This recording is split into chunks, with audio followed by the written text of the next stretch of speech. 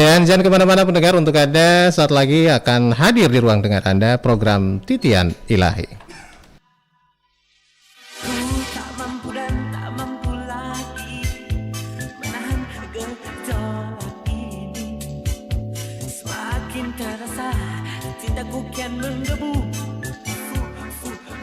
dipacu hasratku untuk menciptakan suasana romansa bagi dirimu dan aku, kan menyatukan asmara bahagia. Mari, marilah kasih bersama kita merebut kenikmatan dan ucapkan sejuta kemesraan. Fo, fo, fo, fo, fo, agar kesannya hati tersirami peluk kita yang berderai dan mengucap bahagia. Bahagia, oh, oh, bahagia, oh, oh, bahagia.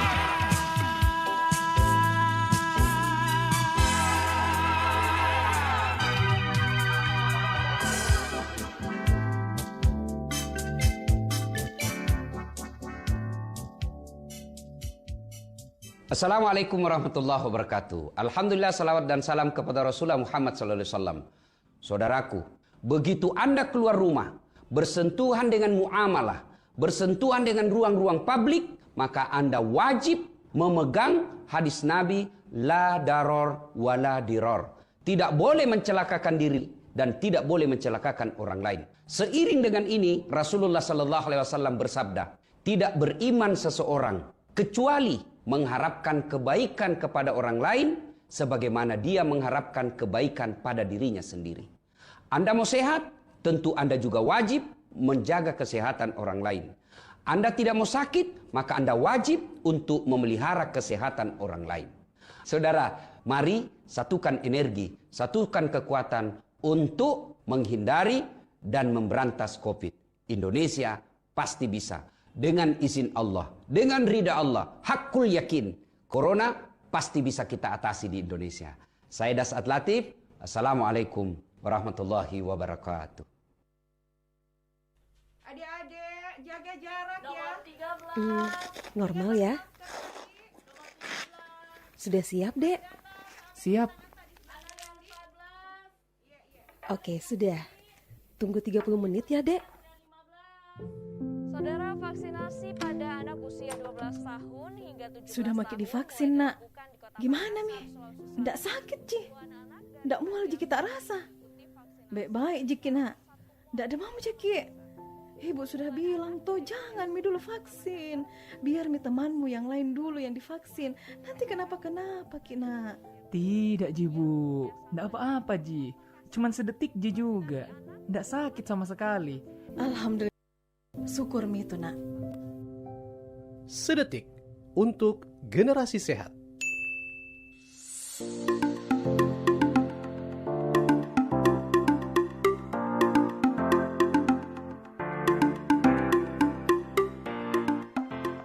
Seluruh warga Sulawesi Selatan ataupun warga yang kemudian mungkin melalui pelabuhan atau melalui bandar, kemudian mereka memiliki PCR positif ketika pengecekan, kemudian dia bisa isolasi, ya bisa langsung kita merujuk ke telemedicine, Halo Dokter, websitenya atau call centernya ada, atau langsung ke rumah sakitnya supaya bisa mendapat rujukan langsung ke sini supaya tetap di bawah pengontrolan tenaga nakes kita, baik dokter spesialis, dokter-dokter dan tenaga paramedik. Himbauan saya kepada masyarakat, ayo kita vaksin, kita kebut vaksin untuk membentuk herd immunity, kekebalan kelompok.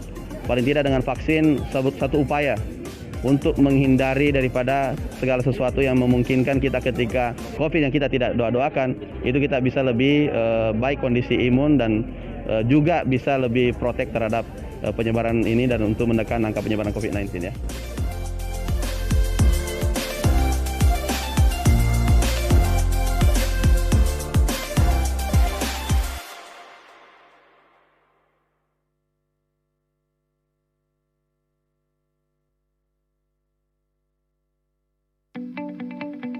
Assalamualaikum warahmatullahi wabarakatuh.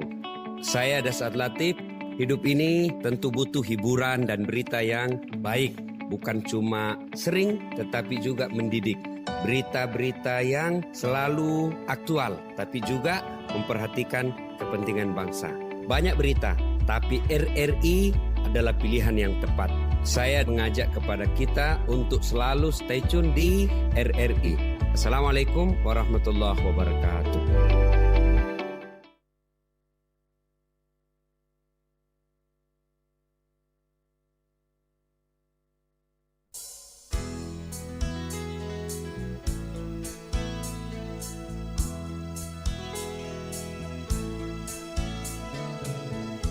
Resah jiwaku meronta tak berdaya, gundah hatiku gelisah dan terpaku, ku diam terpaku. Ku ingin mengatakannya kepadamu, ku suka kamu. Ku ingin mendekatimu dan berkata ku sayang kamu. Namun bibirku terbalut oleh rasa tak percaya diri. Kebisuan batasi langkahku, hatiku kian tak menentu. Ku ingin berjumpa denganmu kasih, ku ingin berbagi kasih denganmu. Ku ingin dirimu jadi milikku, ku ingin selamat hidup denganmu.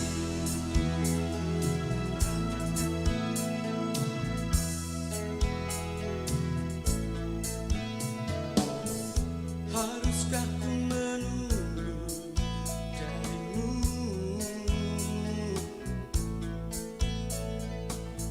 sedangkan diriku tak sanggup bicara.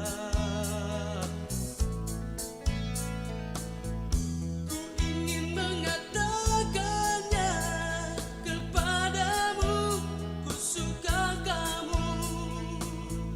Ku ingin mendekatimu dan berkata ku sayang kamu. Namun bibirku terbalut oleh rasa tak percaya diri.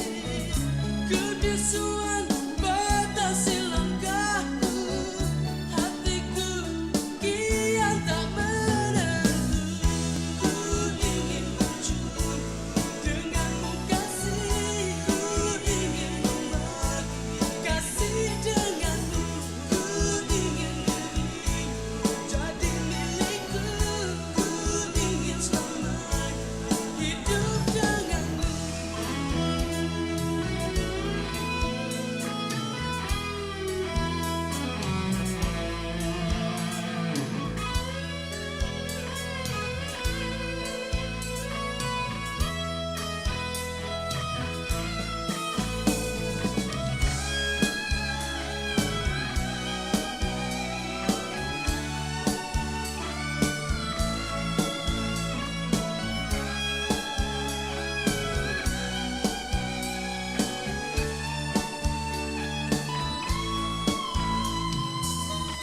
Namun bibirku terbalut oleh rasa tak percaya diri.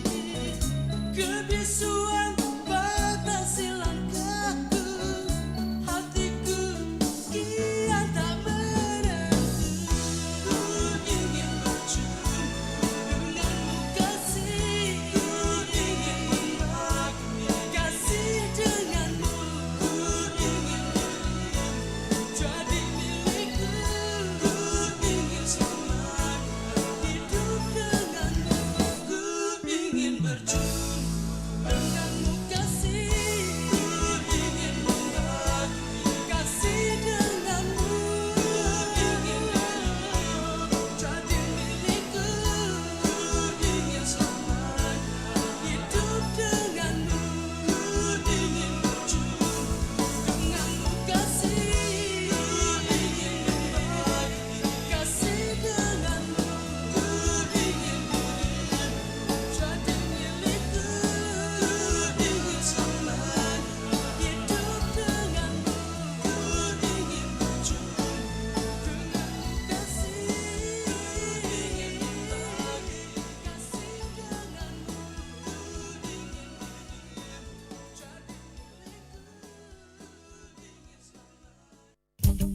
Kanal Inspirasi 94,4 FM Pro 1 RRI Makassar.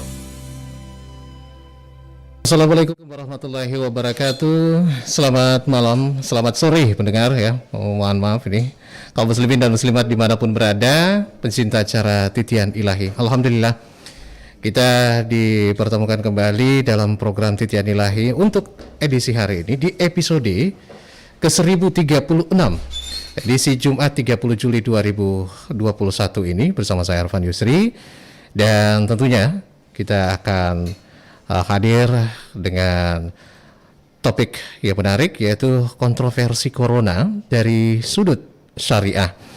Insya Allah akan bersama dengan Bapak Ustadz Zulkarnain M. Sunusi, yang alhamdulillah beliau sudah hadir bersama kita di studio. Assalamualaikum warahmatullahi wabarakatuh, Pak Ustadz.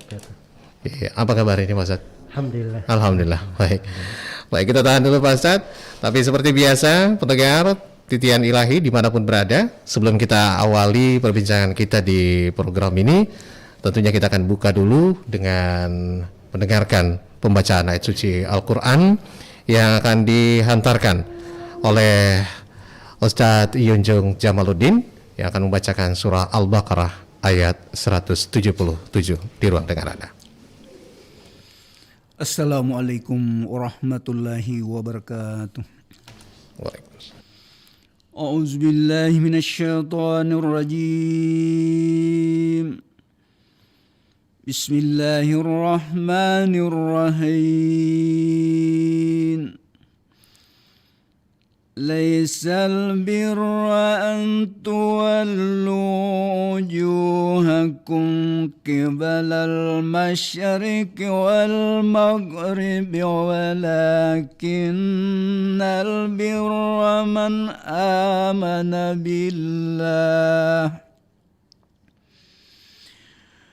من آمن بالله واليوم الآخر والملائكة والكتاب والنبيين وآتى المال على حبه ذوي القربى واليتامى والمساكين وابن السبيل والسائلين وفي الرقاب وأقام الصلاة وآتى الزكاة والموفون بعهدهم إذا عاهدوا والصابرين في البعث والضراء وحين البعث أولئك الذين صدقوا وأولئك هم المتقون وأولئك هم المتقون Sadaqallahul azim. Assalamualaikum warahmatullahi wabarakatuh. Waalaikumsalam warahmatullahi wabarakatuh. Pendengar pecinta acara Titian Ilahi, demikian pembukaan kita dengan pembacaan ayat suci Al-Quran oleh Ustaz Junjung Jamaluddin. Dan Anda juga bisa menyimak siaran kita sore hari ini melalui live YouTube kami di RRI Makassar ya, dan juga di media sosial kami di sore hari ini. Dan alhamdulillah tadi kita akan hadirkan ya topik yang menarik untuk Anda juga bisa menyimak dulu, nanti Anda bisa berinteraktif juga bersama kita melalui 082133339440. Saya sapa dulu kembali Pak Ustadz Zulkarnain bin Muhammad Sunusi Al-Makassari. Benar seperti itu namanya Pak Ustadz ya. Nanti saya salah ucap, nanti saya ini. Benar, ya. Alhamdulillah. Ya, beliau ini juga dikenal sebagai seorang pendakwah ya. Nah, di kesempatan sore hari ini kita membahas kontroversi corona dari sudut syariah, Pak Azad. Nah, seperti kita ketahui seluruh dunia, bahkan mungkin Indonesia sudah 2 tahun ini masih mengalami pandemi COVID-19 atau corona ini. Nah, apa yang menjadi sudut pandang dari seorang Ustadz Zulkarnain di kesempatan sore hari ini di program Titian Ilahi kita? Tafadhol, Pak Azad. Bismillahirrahmanirrahim. Alhamdulillah wassalatu wassalamu ala Rasulillah wa ala alihi wa sahbihi wa mawalah, amma ba'd. Jadi kejadian yang sudah berjalan hampir 2 tahun, ya apalagi terkait dengan masyarakat secara umum, pastilah ada kontroversi, ada hal-hal yang dibahas di khalayak umum maupun khalayak khusus. Tapi tentunya namanya ujian dan cobaan ya. Di seluruh roda kehidupan ini syariat mengaturnya dengan aturan-aturan yang sudah tetap, aturan yang sudah lengkap. Bahkan adanya ujian-ujian dan cobaan-cobaan itu sendiri, kalau kita ingin lihat di segala makna kehidupan, bukan cuma di kasus pandemi ini saja, jangan kita lihat sisi buruknya saja, tapi kita lihat di dalamnya nilai ibadah dan ketaatan. Itu yang paling pokok cara memandangnya dulu, agar supaya hidup ini hidupnya bermakna, berarti ya jangan sampai di kondisi kita sudah kena musibah, cara berjalannya kurang bagus, ya seperti orang yang sudah jatuh ketimpa tangga lagi. Ya, maka harusnya kita mengkajinya, membahasnya itu dilihat dari sudut nilai-nilai ketaatan yang bisa kita petik di belakang pandemi ini. Ini hal yang menenangkan sebenarnya, barometer yang membuat seorang itu bisa kuat di segala kondisi dan keadaan. Dan dia bisa memfilter dan menyaring dari informasi-informasi yang beredar, pembahasan-pembahasan yang mungkin menjadi kontroversi di tengah manusia. Jadi dari sudut pertama ini kita memandang bagaimana kita menilai pembahasan pandemi ini sebagai sebuah lahan ibadah, lahan ketaatan. Itu dasar dulu ya hendaknya kita miliki. Ya, untuk memiliki itu supaya kita bisa meraih dari pundi-pundi pahala dan mengumpulkan dari lahan-lahan kebaikan yang bisa menjadi bekal dunia dan akhirat kita. Yang pertama, kita nilai bahwa pandemi ini adalah sebuah ketentuan dan takdir dari Allah. Nah, itu kan namanya kita beriman kepada takdir Allah, dan itu rukun iman yang keenam. Rukun iman yang keenam. Jadi itu bayangkan, rukun iman yang keenam tentunya ini sangat pokok sekali di tengah umat Islam ya, dalam memperbaharui keimanannya. Jadi segala sesuatu itu sudah ditakdirkan oleh Allah. Kita tidak bisa menolak apa yang ditentukan dan ditakdirkan oleh Allah Subhanahu wa taala. Sisa kita diperintah untuk bertakwa kepada Allah pada apa yang Allah takdirkan di tengah hamba-hambanya. Jadi itu sudut yang pertama, mungkin kita menilai, membuka pintu ibadah untuk kita. Kemudian yang kedua, pintu ibadah yang lainnya adalah dari pintu kesabaran. Ya, namanya ujian dan cobaan, ya pasti ada perintah di belakangnya, dan itulah sabar posisinya di situ. Karena seorang itu pada saat ujian dan cobaan, tatkala dia keluar dari jalur kesabaran, itu malah terpuruk dan bisa menuai hal yang buruk untuk dirinya. Tapi kalau dia bersabar kepada Allah Subhanahu wa taala, menerima dari ketentuan dan takdirnya, sabar terhadap segala ujian dan cobaan, maka itu pintu ketaatan. Malah sabar itu pahalanya tidak terbatas. Karena itu dalam Al-Quran dikatakan, innama yuwaffas sabirun ajrahum bighairi hisab. Sungguhnya orang-orang yang bersabar itu diberi pahalanya oleh Allah tanpa ada batasannya. Bahkan dengan sabar itulah jalan keluar. Karena Nabi SAW bersabda, wa may yatasabbar yusabbirhu Allah, wa ma u'tiya ahadun ata'an khairan wa awsa'a minas sabr. Barang siapa yang berusaha untuk bersabar, Allah akan menjadikan dia bersabar. Jadi kalau di kondisi dia berusaha untuk bersabar, maka Allah akan membuat dia menjadi hamba yang bersabar, dapat predikat sebagai hamba yang bersabar. Dan kalau seorang hamba sudah diberi kesabaran, Itu tidak ada pemberian yang lebih indah untuknya, lebih baik, lebih luas daripada kesabaran itu. Sabar ini mencukupi seorang hamba di segala keadaan. Itu pintu ketaatan yang kedua. Pintu ketaatan yang ketiga adalah dia wujudkan dari mana penghambaan.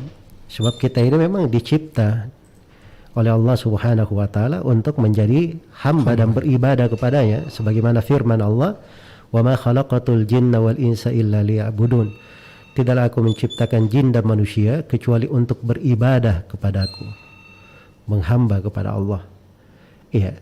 Jadi kondisi pandemi ini sebenarnya kalau kita renungi dengan baik itu menunjukkan jati diri kita. Siapa kita sebenarnya? Iya, siapa kita sebenarnya? Coba lihat pandemi ini bergejolak. Tidak ada yang bisa menolak ketentuan Allah. Manusia sudah, virus tidak dilihat dengan mata, tidak kelihatan, makanya jadi kontroversi. Ya, bersama dengan itu masalahnya dihadapi di seluruh negara di dunia. Iya. Nah, ini sebuah ketentuan dari Allah memberikan kepada kita sebuah pelajaran. Kalau Allah berkehendak sesuatu itu nggak ada yang bisa menahannya. Dan ini membuktikan bahwa kita ini adalah seorang hamba. Ya, kalau seorang hamba itu di kondisi yang seperti ini, jangan dia bersandar kepada kelemahannya, pada kekurangannya sebagai seorang hamba. Tapi dia bersandar kepada Allah Subhanahu wa taala yang menciptakannya, yang maha sempurna, yang di tangannya segala sesuatu. Iya, dan semakin baik dia beribadah kepada Allah, maka akan semakin baik pula dari rahmat dan karunia Allah untuknya. Kemudian kita juga belajar ya dari nama-nama dan sifat Allah, Ar-Rahman, Ar-Rahim, Al-Ghafur, Al-Aziz, Al-Qahhar. Nah, itu kan makna dari nama-nama itu sangat kelihatan sebenarnya di kondisi-kondisi seperti ini. Karena Allah Subhanahu wa taala itu cinta akan nama-namanya dan cinta pengaruh nama-namanya di tengah hambanya. Jadi kalau hamba-hamba itu tidak ada yang tersadar, ya makanya misalnya dari nama Al-Ghafur, Allah Maha mengampuni. Artinya ada yang diampuni.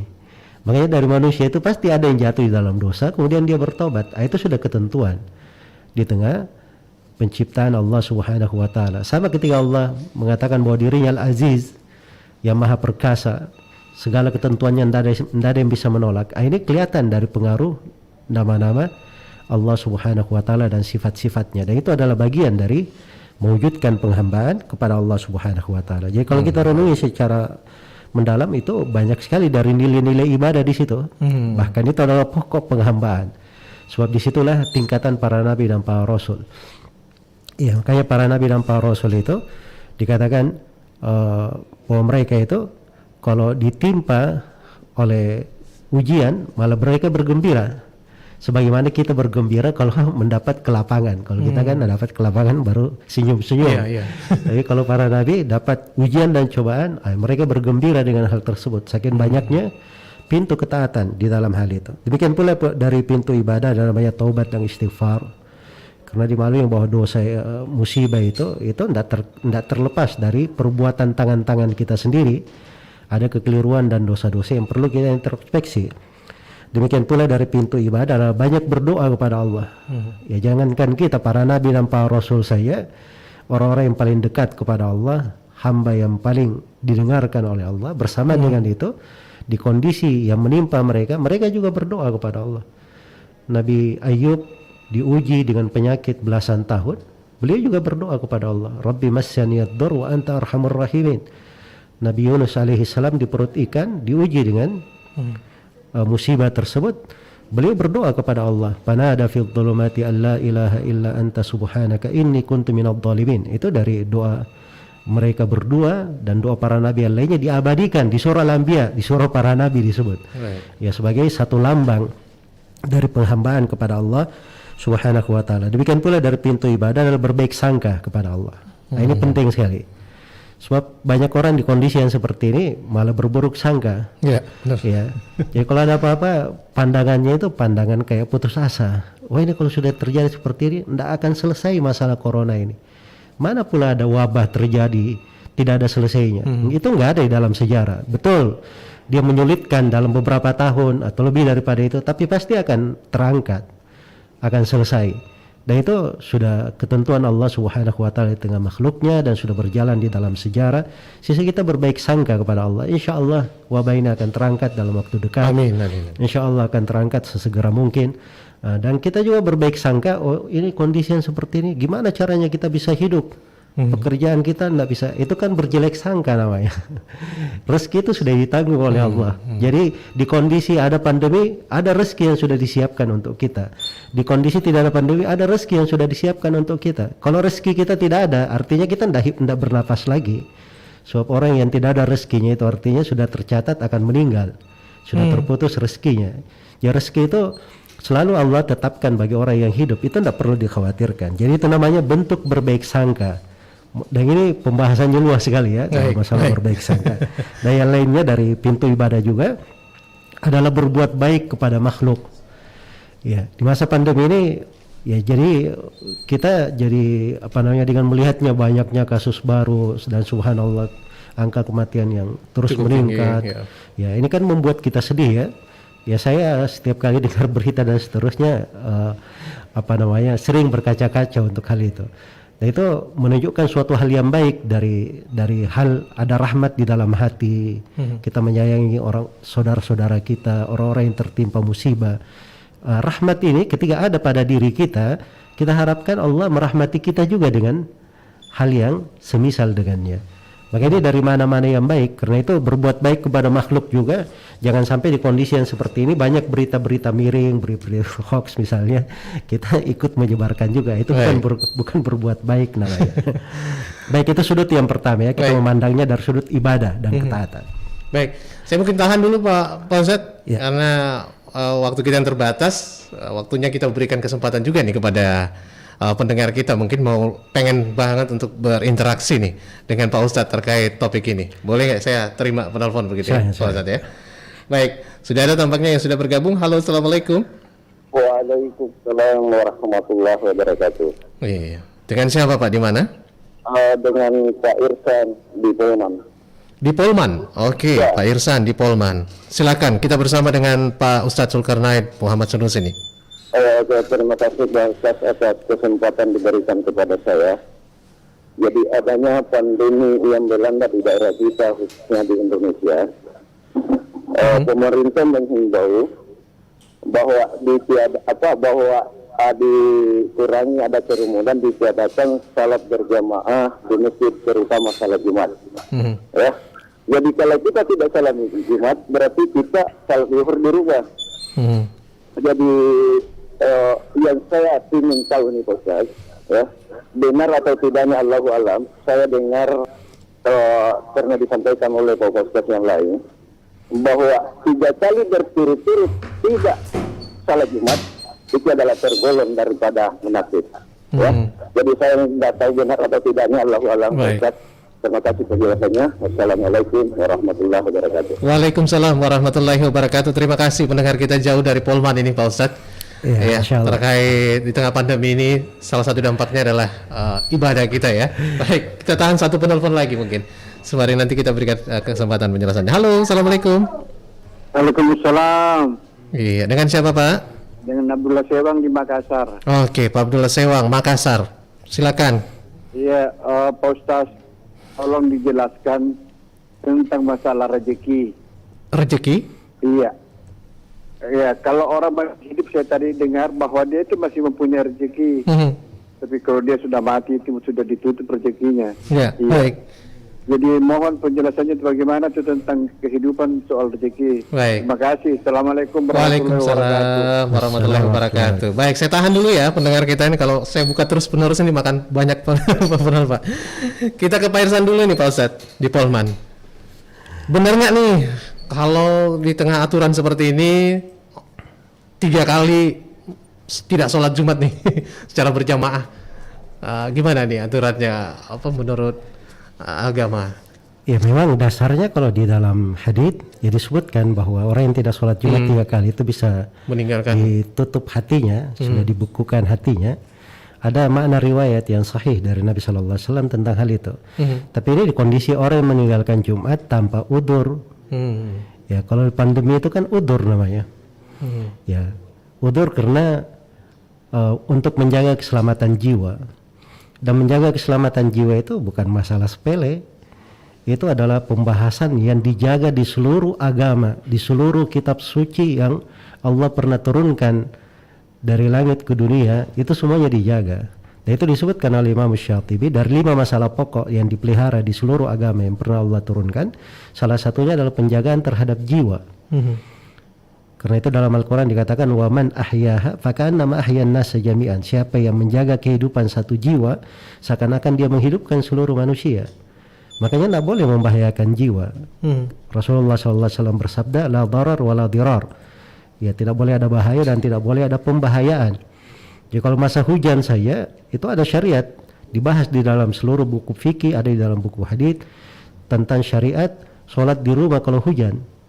Padahal ini hujan, dimaklumi orang kena hujan itu belum tentu langsung mati, belum tentu sakit kan.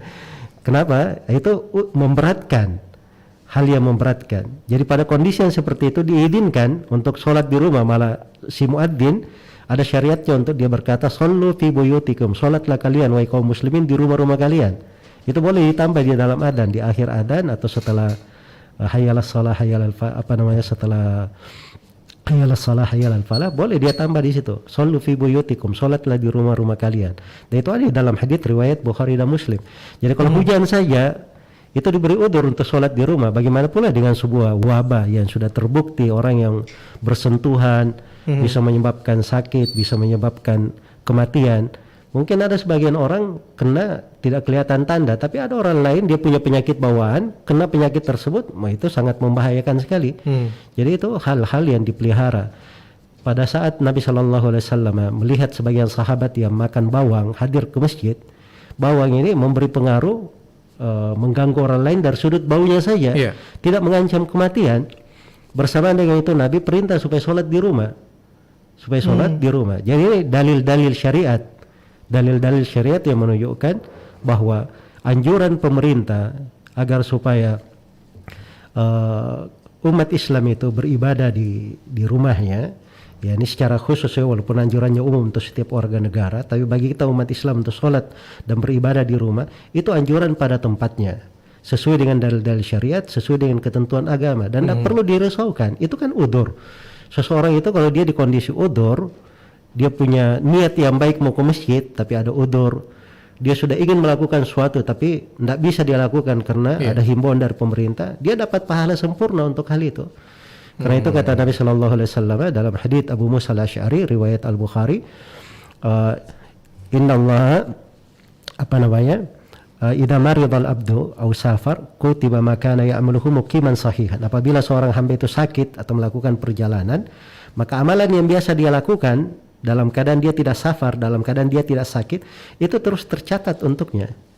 Jadi kalau dia sakit, biasanya sholat sunnah kan, sakit dia tidak bisa sholat sunnah. Pahala sholat sunnahnya tercatat untuk dia.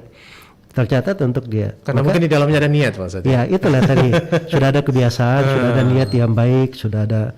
Makanya itu tidak perlu dirisaukan. Jadi meninggalkan sholat Jumat 3 kali itu kalau tanpa udzur.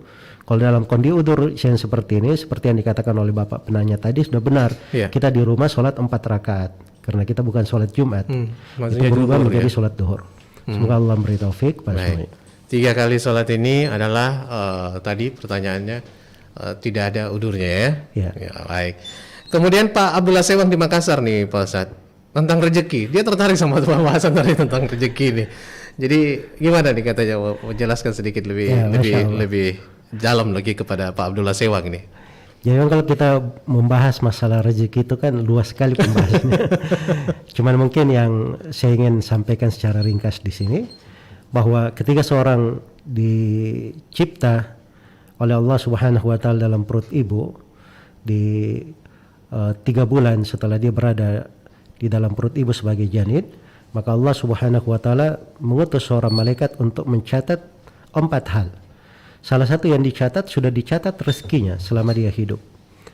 Telah dicatat rezekinya. Jadi rezeki itu sudah ditetapkan, dan seorang itu berjalan di dalam kehidupannya sesuai dengan rezeki yang Allah Subhanahu wa taala berikan. Dan rezeki itu 2 macam. Ada rezeki dari sudut agama, dan ada rezeki dari sudut dunia. Ya, rezeki dari sudut agama itulah keimanan, itulah pertambahan keimanan, hidayah dan sebagainya. Rezeki dari sudut dunia itu yang kita maklumi dari apa-apa yang kita dapatkan di dalam kehidupan dunia ini. Hanya saja dibuka pintu bagi orang yang berusaha untuk ingin memperlapang rezekinya dan mengambil sebab-sebab, bisa dilapangkan rezekinya, ditambahkan. Iya, ditambahkan. Seperti kalau dia menyambung silaturahminya, kemudian dia misalnya orang yang gemar untuk berbuat kebaikan kepada manusia, dia berinfak dan bersedekah, atau orang-orang yang menjadi orang yang memberikan pengaruh-pengaruh baik di tengah manusia, itu dari sebab-sebab dilapangkannya rezeki. Dan ini pembahasan khusus, kalau kita kaji juga agak panjang. Ya. Jadi itu mungkin yang saya bisa. Baik. Terima kasih juga nih untuk penonton-penonton kita ini yang langsung komen begitu ya di live streaming kami di YouTube RRI Makassar. Terima kasih. Ini dari ARD 999. Di antara pintu ibadah ialah berbaik sangka kepada Allah. Karena pada kondisi seperti ini Pak Ustadz, banyak sekali orang yang berburuk sangka. Ya. Salah satunya tadi begitu, yang masalah rezeki itu Pak Ustadz ya. Ya betul. Banyak yang bilang, orang di WFH kan, ya gimana makan apa gitu, para pedagang ini pada orang makan apa, padahal yakinlah setiap orang sudah punya rezeki, punya rezekinya masing-masing. Betul. Apalagi kalau masih hidup ya, itu rezeki yang paling ini. Kalau kita sudah mati memang pasti sudah putus. Nah, meyakinkan seperti ini, berburuk sangka ini Pak Ustadz di tengah pandemi ini, tentunya di masyarakat itu sudah sangat lumrah terjadi yang kita lihat. Kira-kira ada yang ingin dipesankan kepada seluruh pendengar nih Pak Ustadz? Jadi memang berburuk sangka ini, berbaik sangka itu pintu ketaatan yang sangat besar. Berbaik sangkanya. Jadi kita duduk biasa saja seperti ini, tapi hati itu selalu cerah, berharap yang baik. Insya Allah akan ada jalan keluar. Insya Allah saudara-saudara kita akan diangkat darinya musibah. Insya Allah pemerintah akan diberi bantuan oleh Allah, dikuatkan untuk menghadapi pandemi. Itu kan berbaik sangka namanya. Itu sudah dapat pahala, duduk-duduk aja. Ya kan? Tapi kadang-kadang duduk-duduk aja, pikirannya, wah ini memang ulah pemerintah, tidak becus. Wah ini memang ada orang-orang yang jahat ingin mengambil keuntungan, ada begini dan begitu. Itu kan berburuk sangka namanya. Berburuk sangka. Dan ini kadang menyebabkan dosa, menyebabkan dosa. Mungkin dosanya itu satu hal, kadang bayangkan ya, satu kalimat kita berburuk sangka saja. Dikatakan oleh Nabi, innar rajula la yatakallamu bil kalima ma yatabayyanu fiha yazillu biha ila an-nar ab'ada ma bainal masyriqi wal maghrib. Kadang seorang lelaki dia berbicara satu kalimat. Dia tidak perjelas kalimat ini benar atau tidak. Maka kalimat ini menyeret dia ke dalam neraka sejauh timur dan barat. Sejauh timur dan barat.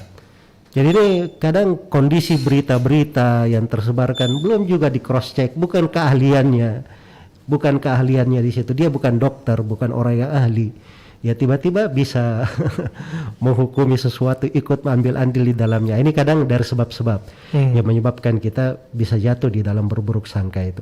Jadi apa yang saya terangkan tadi dari pintu-pintu ibadah itu tadi, dari keimanan kepada takdir, banyak bersabar, kemudian berdoa, menunjukkan kefakirannya kepada Allah, memperbaiki penghambaan, berbuat baik kepada makhluk, itu dari pondasi-pondasi sebenarnya yang bisa membuat seorang itu berbaik sangka kepada Allah Subhanahu wa Ta'ala. Itu pondasinya. Iya. Nah, terima kasih juga nih. Bagaimana apa tadi dikatakan ini bahwa PPKM ya. Ini setelah PPKM berakhir, apakah dari mana nih? Dari rezeki Gusti ya, kita masih bisa mendapat uzur untuk sholat di rumah Pak Ustadz. Oke. Jadi setelah aturan pemerintah mungkin untuk mengurangi sholat berjamaah di masjid, di rumah saja. Kalau kita masih melakukan sholat di rumah setelah PPKM ini, dapat uzur juga nih kah? Atau gimana? Ya. Jadi di kaidah fikih itu dikatakan hukmu yaduru ma'illatihi. Hukum akan sesuatu itu berputar pada sebabnya, pada alasannya. Sepanjang sebab dan alasannya masih ada, maka itu berlaku. Jadi andai kata misalnya pemerintah sudah mengizinkan kembali masjid dan seterusnya. Kemudian saya sendiri melihat ini kayaknya kebijaksanaan pemerintah ini untuk menekan ribut-ribut di sudut lain yang selalu memperbandingkan antara pasar dan ke masjid misalnya. Nah, itu kan kadang buah si malakama juga pemerintah di situ kan. Jadi menahannya, mereka ingin sebenarnya membuka di pintu mal dan pasar itu di kadar darurat ya. Sedangkan di masjid itu untuk ibadah dan seterusnya seorang bisa ibadah di rumah, diberi kelapangan oleh Allah Subhanahu wa taala, dia bisa beribadah di rumahnya. Jadi ada hal-hal yang kadang dari sudut darurat itu bertingkat. Ya, ada yang mengancam jiwa, ada yang tidak sampai mengancam jiwa, cuman tidak menenangkan jiwa saja. Yang mengancam tentunya ini lebih lebih didahulukan untuk ditanggapi daripada yang tidak mengancam. Ya. Jadi secara umum kalau misalnya saya setelah ada kebijaksanaan misalnya bahwa sudah boleh masjid sudah dibuka tapi dengan protokol kesehatan dan seterusnya, tapi saya lihat wabah masih berkembang. Masih cukup membahayakan bagi saya gitu ya. Masih khawatir. Maka saya punya hak untuk sholat di rumah. Ya, karena Nabi sallallahu alaihi wasallam bersabda la darar wa la dirar. Tidak boleh ada bahaya dan tidak boleh ada pembahayaan. Nah, itu dalil umum yang dipegang di dalam kondisi yang seperti ini. Dan itu difatwakan oleh sejumlah ulama di masa sekarang ini. Membahayakan bagi saya, bahkan juga bisa membahayakan bagi orang lain. Iya. Ya. Baik. Waduh, lumayan banyak ini. Baru pada panas nih untuk bertanya kepada Pak Ustadz ini karena topik kita ya. Satu lagi mungkin Pak Ustadz ya, mewakili ya, dari Pak Abdul Aziz, terima kasih. Gimana nih Pak Ustadz hukumnya menggunakan masker orang sholat berjamaah di masjid? Itu sama di pembahasan masalah udur itu kan. Masalah udur ya? Iya. Jadi memang menutup mulut itu pada saat sholat itu kan di bab makruh namanya. Makruh pada saat seorang sholat itu dia menutup mulutnya. Tetapi kalau di kondisi seseorang itu memang ada hal yang mengharuskan seperti itu, jangankan perkara-perkara terkait dengan menutup mulut, misalnya merapatkan shaf, ya kan, berbaris. Itu Nabi SAW sampai berucap tegas untuk orang yang sholat sendiri di belakang, ya bisa batal sholatnya. Ya, dan di sebagian riwayat itu dikatakan wala tada' furujatil lisyaitan, jangan bikin celah-celah untuk syaitan. Tapi bersamaan dengan itu di kondisi sholat khauf ini, sholat kalau ada terjadi kekhawatiran, ketakutan, apalagi posisi di masa dahulu itu dicontohkan kalau menghadapi musuh di depannya, itu boleh bikin dua shaf. Malah boleh shaf yang pertama dia selesaikan dulu sholatnya, terus dia menjaga, dan yang kedua menyelesaikan bersama imam. Ini kan ada hal yang dilanggar di pembahasan sholat kan, tapi diizinkan. Kenapa? Di kondisi khawatir, ada kekhawatiran. Ini sama di kondisi corona, di kondisi yang seperti ini. Jadi fikih itu memang luas, ada pembahasannya, ada kaidah-kaidahnya, ada nafasnya, ada rahasianya. Jadi ketika seorang membahas itu, seorang ahli fikih mengkaji, dia nggak melihat pada satu sudut saja, pada satu nas, tapi dia melihat pendalilan secara keseluruhan dari makna umumnya maupun makna khususnya yang terkait dengan rahasia umum di dalam syariat dan ketentuan umum dalam syariat maupun ketentuan khusus. Banyak makna yang mereka bahas di situ. Itulah kesimpulan yang difatwakan oleh para ulama di masa belakangan ini. Cuman kan banyak dari umat Islam itu dia karena nggak tahu ilmu-ilmu yang seperti itu, dianggapnya kesimpulan-kesimpulan itu keliru. Padahal sebenarnya tanpa pembahasan lebih lanjut, tanpa pertanyaan dalil lain, langsung sudah mengambil ini keputusan ya. Ya betul. Baik, tapi sayang sekali nih Pak Ustadz, kebersamaan kita ini saya harus akhiri karena waktu juga yang membatasi durasi kita. Ya, mungkin terakhir ada pesan dan juga mungkin doa untuk kita semua nih kepada pendengar Titian Ilahi dimanapun berada yang lagi monitor siaran kita nih Pak Ustadz, agar kiranya mungkin kita diberikan kesabaran ya, dan agar corona ini bisa segera bisa hengkang lah begitulah, atau mungkin kita bisa putus penyebarannya. Iya. Jadi yang terakhir saya terkait dengan tema kontroversi ini. Jadi ada dua pijakan pokok sebenarnya pada kontroversi yang terjadi dalam sebuah negeri. Itu diwejangkan oleh Nabi SAW. Ketika Nabi menceritakan tentang akan adanya ujian-ujian dan cobaan yang menimpa umat Islam, maka Hudzaifah bin Yaman bertanya kepada Nabi, "Ya Rasulullah, apa yang saya lakukan kalau ujian dan cobaan itu mendapati saya?"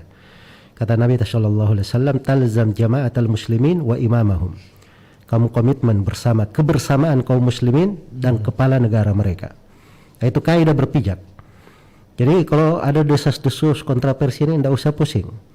Nabi selalu memberikan pada makna kebersamaan. Apa yang dilakukan oleh kebanyakan orang di negeri itu, itulah yang dipegang. Apa yang merupakan keputusan dari pemerintah, itulah yang dipegang. Itulah yang dipegang. Sepanjang tidak ada pelanggaran syariat di sana, sepanjang itu adalah hal yang disyariatkan, tidak ada pelanggaran, maka itu yang dipegang. Karena itu di dalam hadits yang lain diriwayatkan oleh Imam Ahmad dan Tirmidzi dari Umar bin Khattab, dan ini beliau sampaikan hadits ini di posisi khutbah, dihadiri oleh banyak sahabat. Beliau sebutkan bahwa Nabi sallallahu alaihi wasallam bersabda, "Man arada buhbuhatal jannah falyalzamil jamaah." Barang siapa yang menghendaki pertengahan sorga yang paling luas dan paling indah di dalam sorga, maka hendaknya dia bersama kebersamaan, bersama al-jamaah. Al-jamaah itu umat Islam dipimpin oleh kepala negara, itu al-jamaah namanya. Al-jamaah. Iya, makanya nggak usah ribut-ribut. Dia mau bicara ahli dan seterusnya, sepanjang apa yang ditentukan dalam sebuah negara, ditentukan oleh kepala negara, itulah yang dipegang. Sebab itu orang itu dasar yang paling ringan untuk dipegang dan gampang untuk siapa saja, dan umat ini tidak akan berkumpul di dalam sebuah kesalahan sebagaimana yang dikatakan oleh Nabi Sallallahu Alaihi Wasallam. Karena itu saya berdoa kepada Allah Subhanahu Wa Taala, dan ini kita di hari Jumat, di waktu sore, di hari Jumat. Di hari Jumat itu semuanya waktu mustajabah berdoa, tapi di sore seperti ini itu waktu yang paling mustajabahnya, waktu yang paling diharapkan doa itu dikabulkan oleh Allah Subhanahu Wa Taala. Saya bermohon kepada Allah Subhanahu Wa Taala agar supaya wabah ini cepat diangkat dari kita semua. Amin. Kemudian kita semua diberi dari kelapangan, kesehatan, dan ditolak dari kita semua segala hal yang jelek, segala hal yang tidak baik, dan semoga Allah Subhanahu Wa Taala memberikan kesembuhan kepada saudara-saudara kita yang tertimpa ujian dan cobaan, tertimpa penyakit, tertimpa dari wabah ini, dan semoga Allah Subhanahu Wa Taala juga memberikan pahala yang besar untuk kepala negara kita, pemerintah kita, dan tenaga kesehatan kita atas jasa-jasa mereka selama pandemi ini, dan kepada seluruh yang berkhidmat di tengah masyarakat kita dengan kebaikan, semoga Allah memberikan pahala dan kebaikan untuk semuanya, dan semoga Allah Subhanahu Wa Taala memberi anugerah kepada kita dengan segala hal yang baik di dunia dan di akhirat. Allahumma idfa'anna hadzal waba wal bala wa dafa'anna kulla su'in wa makruh. Allahumma arhamna wa la taj'alna minal qanitin bi rahmatika ya arhamar rahimin. Rabbana atina fid dunya hasanah wa fil akhirati hasanah wa qina adzaban nar. اللهم إنا نسألك من خشيتك ما تحول بيننا وبين معاصيك ومن طاعتك ما تبلغنا به جنتك ومن اليقين ما تهون به علينا مصائب الدنيا ومتعنا بأسمائنا وقواتنا وأبصارنا ما أحييتنا واجعله الوارث منا واجعل ثأرنا على من ظلمنا وانصرنا على من آدانا ولا تجعل مصيبتنا في ديننا ولا تسلط علينا من لا يرحمنا برحمتك يا أرحم الراحمين. والله تعالى أعلم وصلى الله وسلم على نبينا محمد وصحبه وسلم تسليما كثيرا. Sekali lagi terima kasih Pak Ustadz Zulkarnain M. Sanusi sudah berkunjung bersama kami di Titian Ilahi episode ke-1036 di edisi hari ini. Mudah-mudahan ini dapat kita aplikasikan dalam kehidupan kita menghadapi pandemi ini Pak Ustadz ya. Dan insya Allah mudah-mudahan di lain kesempatan kita bisa berjumpa lagi dengan topik-topik yang menarik lainnya di program Titian Ilahi. Saya Arfan Wisraji mengucapkan terima kasih atas perhatian Anda juga pendengar dimanapun berada. Mohon maaf untuk semua pertanyaan mungkin nanti akan kita keep. Insya Allah pertemuan berikut dengan beliau kita akan sampaikan, dan juga nanti dengan topik-topik menarik lainnya. Tetaplah bersama kami. Assalamualaikum warahmatullahi wabarakatuh. Wassalamualaikum.